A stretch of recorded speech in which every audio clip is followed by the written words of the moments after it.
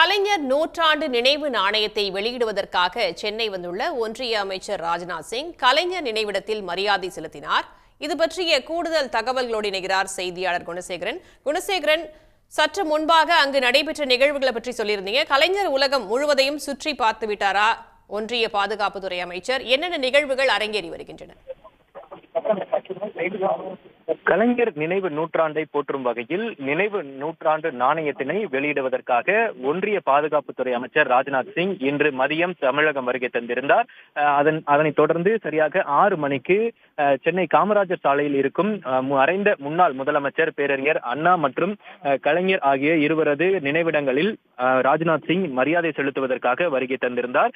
இரு முன்னாள் முதலமைச்சர்களுடைய நினைவிடங்களிலும் மலர் தூவி மரியாதை செலுத்திய ஒன்றிய பாதுகாப்புத்துறை அமைச்சர் ராஜ்நாத் சிங் அவரோடு ஒன்றிய இணை அமைச்சர் எல் முருகன், தமிழ்நாடு முதலமைச்சர் மு.க. ஸ்டாலின் மற்றும் பாஜகவினுடைய மாநில தலைவர் அண்ணாமலை, அதே போன்று தமிழக அமைச்சர்கள் ஏவா வேலு உள்ளிட்ட சேகர்பாபு உள்ளிட்ட முக்கிய நிர்வாகிகள் இந்த மலர்தூவி மரியாதை செலுத்தக்கூடிய அந்த நிகழ்வில் பங்கேற்றிருந்தார்கள். அதனைத் தொடர்ந்து கலைஞர் நினைவிடத்தின் கீழ் இருக்கக்கூடிய கலைஞர் உலகம் அருங்காட்சியகத்தையும் பார்வையிடுவதற்காக ஒன்றிய பாதுகாப்புத்துறை அமைச்சர் ராஜ்நாத் சிங், ஒன்றிய இணை அமைச்சர் எல் முருகன், பாஜக மாநில தலைவர் அண்ணாமலை மற்றும் தமிழ்நாடு முதலமைச்சர் அமைச்சர்கள் உள்ளிட்டோர் அங்கு சென்றிருந்தார்கள். அதனைத் தொடர்ந்து அங்கு கலைஞர் உலகம் அருங்காட்சியகத்தில் கலைஞருடைய வாழ்க்கை வரலாறை எடுத்துரைக்கும் வகையில் இருக்கும் அனைத்து துறையிலும் அவர் சாதித்திருக்கக்கூடிய படைத்திருக்கக்கூடிய அந்த படைப்புகள் மற்றும் சாதனைகள், பல்வேறு திட்டங்கள் குறித்தான விளக்க படங்கள் மற்றும் நினைவுகளை போற்றக்கூடிய அந்த புகைப்படங்கள் அங்கு காட்சிப்படுத்தப்பட்டிருக்கிறது. அதனை ஒன்றிய பாதுகாப்புத்துறை அமைச்சர் ராஜ்நாத் சிங் பார்வையிட இருக்கிறார். அதே போன்று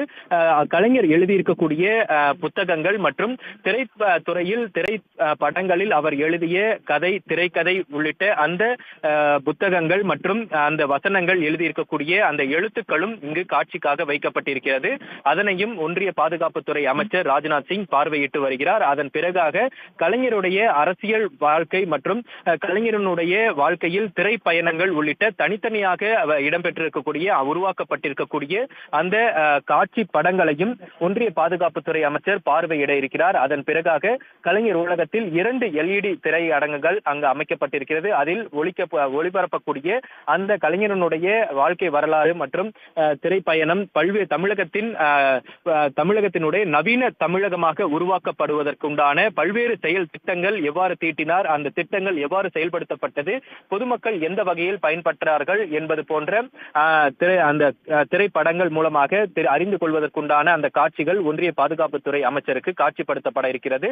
அதே போல தமிழர், தமிழ்நாடு உள்ளிட்ட 3க்கும் எந்த அளவிற்கு முதலமைச்சர் இருந்த பொழுதும் சரி, கட்சியினுடைய தலைவராக இருந்த பொழுதும் எவ்வாறு சிறப்பான தனது பங்களிப்பை ஆற்றியிருந்தார் என்பது தொடர்பான அந்த ஒளிப்பட படங்களும் அங்கு ராஜ்நாத் சிங் அவருக்கு ஒளிபரப்பப்பட இருக்கிறது. அதே போல தமிழக அரசின் சார்பில் இருந்து அவர் செயல்படுத்தப்பட்டிருக்கக்கூடிய பல்வேறு மகத்தான முக்கிய திட்டங்களையும் அதற்குண்டான வரவேற்புகளையும் அந்த சிறப்பம்சங்கள் குறித்தும் ஒன்றிய பாதுகாப்புத்துறை அமைச்சருக்கு திரைப்படமாக வெளியிடப்பட இருக்கிறது.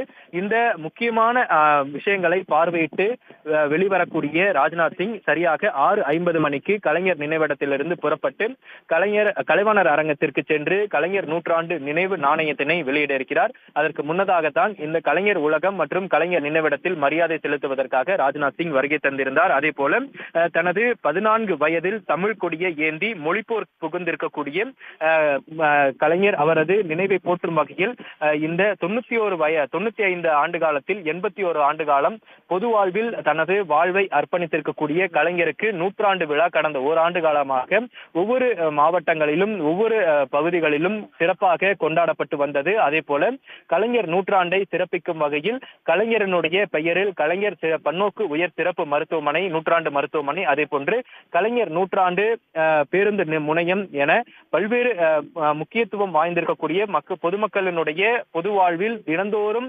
பங்கேற்கக்கூடிய அங்கமாக இருக்கக்கூடிய அந்த திட்டங்கள் கடந்த ஓராண்டு காலமாக திறக்கப்பட்டு செயல்படுத்தப்பட்டு வந்திருந்தது. இந்த தகவல்களுக்கு நன்றி குணசேகரன்.